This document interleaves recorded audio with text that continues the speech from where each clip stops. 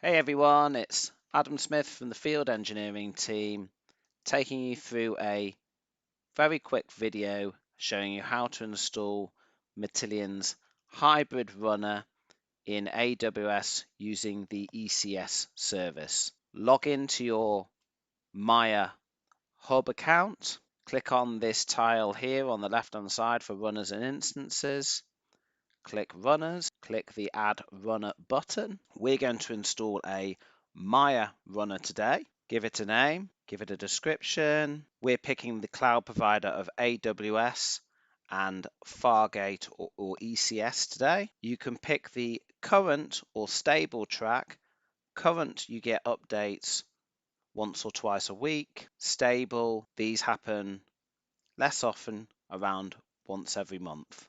We're just going to pick the current track today. Click Create Runner, and that's it. Set up. The runner is now configured, but nothing is actually installed within your AWS account. We have some different tabs here which give us some different options. The first one is the parameters. So this has lots of useful information like your account ID, agent ID, and Matillion region. There is also the OAuth credentials. This is how your runner communicates with Maia. You can also set up an allow list to restrict the runner to certain projects or environments. And then the key one we're looking at today is the deployment tab. This gives you just one option to use CloudFormation, but either download the template here or launch the template within your AWS account. There is also an option to use Terraform for this deployment, and there is a public GitHub repository which has very simple instructions. So if your organization needs to use Terraform or you just want to use Terraform, you can follow the instructions here. For this video today, though, we are going to use the CloudFormation template. Click Launch. You'll see that this launches it into the CloudFormation stack generator with already many of the fields pre-populated. We've also got a template URL which is already configured. I'm just going to keep the stack name we used, but you can change it. It pre-populates the account ID and the agent ID as well as the region. The other properties you can just leave the same.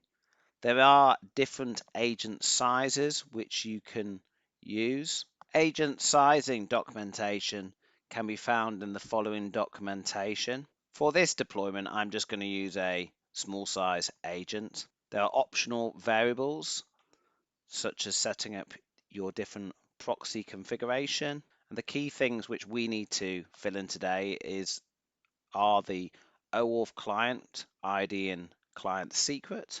So we'll go back over to our Matillion runner in Maia, click credentials. We can reveal the credentials here.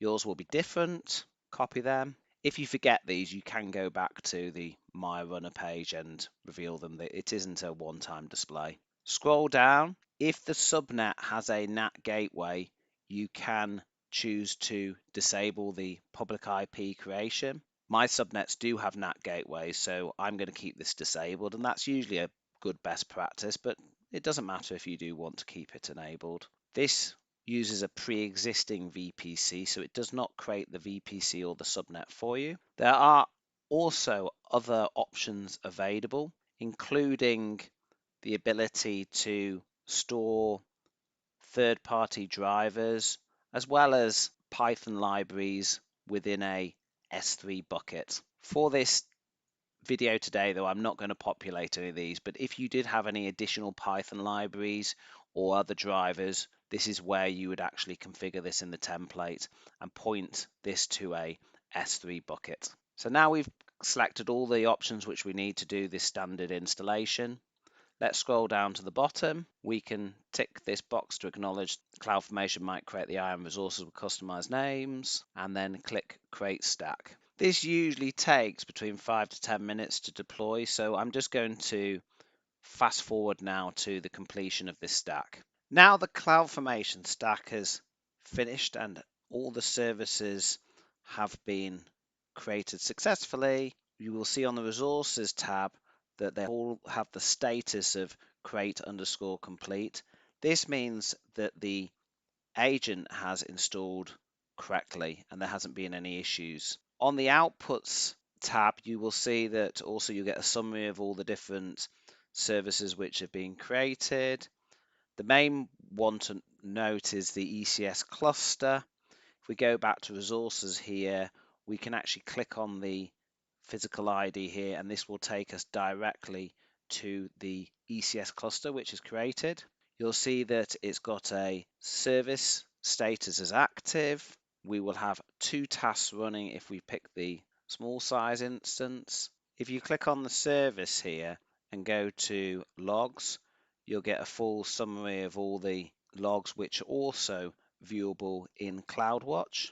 Additionally, because we set the parameter to export logs true, Matillion will also get a copy of these CloudWatch logs. It usually takes a couple of minutes for all the services to come up and for the task to have the status of running. But if you go over to your Maia runner and click on, we will just refresh it here, we can see that it's got a runner status of running, and we now know that the runner is set up and ready to use within Maia. If you have any questions or queries, feel free to have a look on our Maia documentation site, which is docs.maia.ai.